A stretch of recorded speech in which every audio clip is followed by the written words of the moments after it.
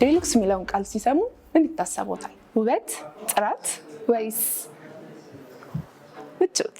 ከእንጦጦ የመንገድ ስራ እስከ ሸራተን ሆቴል የሚያምር ግቢ ከአዲስ አበባ ውጪ በአራቱም የኢትዮጵያ አቅጣጫዎች በአስተማማኝ ስራዎቹ የሚታወቀው ደረጃ 1 በሆነው የሻይኒንግ ስቶን የኮንስትራክሽን ድርጅታችን እና በሌላኛው እጅግ ታዋቂ በሆነው የፋውንዴሽን ስፔሻሊስት ድርጅታችን አክሲስ አብሮነት በፒያሳ ፍሬንድሺፕ እየገነባን ያለነውን ባለ 23 ወለል ህንፃ ውበት፣ ጥራት፣ ምቾት እስኪ ያስቡት።